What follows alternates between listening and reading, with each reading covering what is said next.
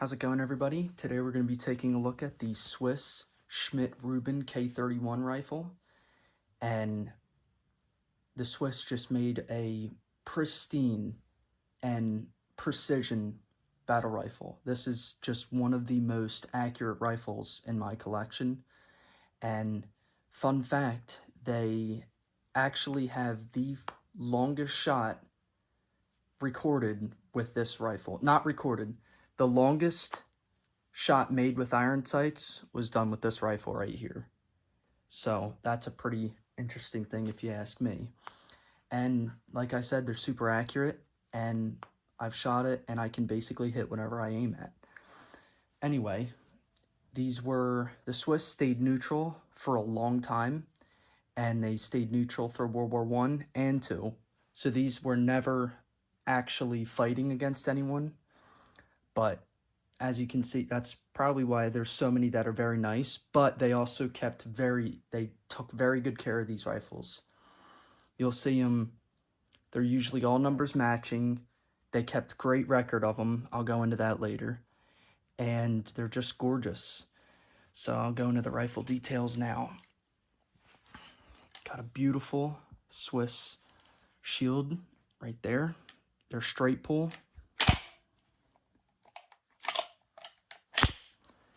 And they have a very unique safety. Your safety, pull back and over. And now you got a dead trigger. So then pull back again and back, and you're back ready. To decock the bolt safely, pull the trigger and just let it slide. And another thing, the reason they have these rings was because gloves. It's Switzerland. I mean, it's freezing there. They all got gloves on, so they needed a safety to accommodate for that. Your bolt is stainless steel, and this is different because the earlier ones, the K11s and the G11 long rifles, they had plastic bolt knobs, but these are steel. So that's another cool upgrade. Your mag release, 6-round detachable mag. And your bolt release is right here. And this one is really cool. It has your adjustable sights up to 1,500 yards. But this is a fine adjustment thing for the sights. This is like, it's just, you can basically spin it. I'm not going to because it's sighted in. But you spin it and it raises it up slightly. I'll show you on the back end. That dial spins this, which pushes it against this. So it's going to raise it and lower it accordingly. But gorgeous rifles, very good triggers, and a lot of them have snow caps. And this is actually a matching snow cap. And you got your stacking rod underneath, your bayonet lug, and your side-mounted sling. This is an original. And one of the coolest things about these rifles actually is hidden in the buttstock. A lot of times, or sometimes, the buttstock will have a soldier's ID tag with a lot about the soldier and his unit and everything. And this one is no exception. This one has that. So I'll take that off.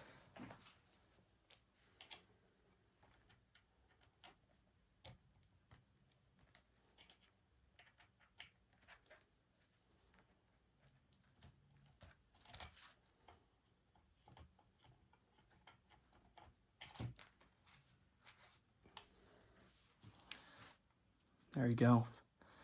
So this soldier would have been named Arthur Meyer. That was his name at the top. TTBATGR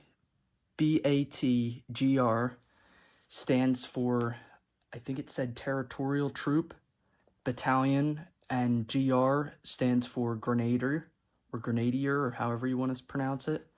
And that's 13. So that was, I guess, the unit mark. And this is his address and where like his county, I guess, or something along the lines of that. But, I mean, what rifles do you see that have a soldier's ID tag in the buttstock? Not many. Anyway, you got your original cardboard stripper clips with tin at the bottom to hold their shape. This is a original cleaning pack, and if you take it, I'll show you guys what's inside.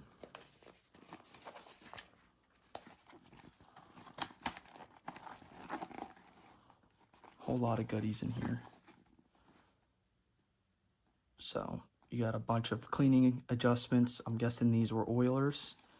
And I mean, look at the rifle. It stayed in pristine condition for one reason. That's because someone kept cleaning it.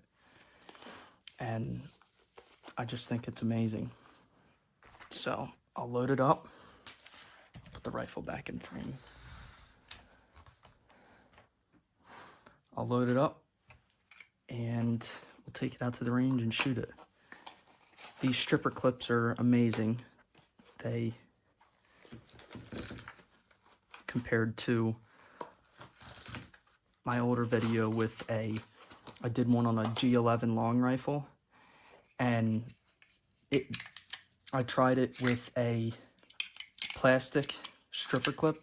I mean a 3D printed stripper clip, and if you watch the video, it literally shatters and basically explodes as I'm trying to use it. It was pretty funny. But if you want good results, just use the originals. It's kind of how I found out it works. So another thing with these, if you see those little tabs, these bend out with use. So like right now so that one's bent out a little too far. So you want to kind of press it in a little bit just to hold the bullets a little bit better. And now look, perfect. And then it'll bend out again, but you just keep bending them. This one's very bent, so I don't know if I'm gonna be able to get bullets in there.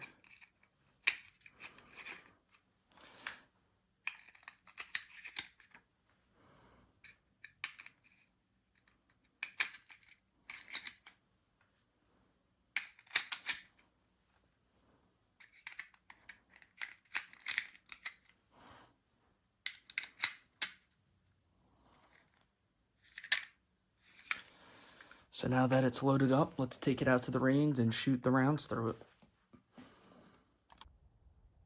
Here's a sight picture for you guys. It's pretty hard to get, but they're very, very pinpoint sights.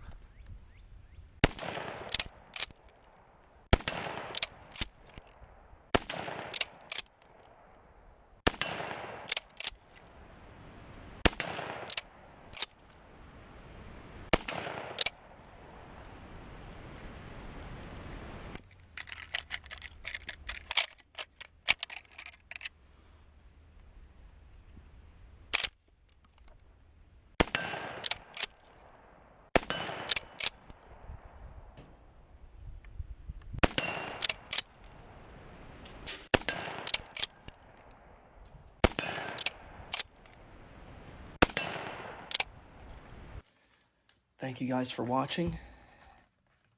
And if there's one takeaway from today's video, it's that the Swiss built the most precise rifle from World War II.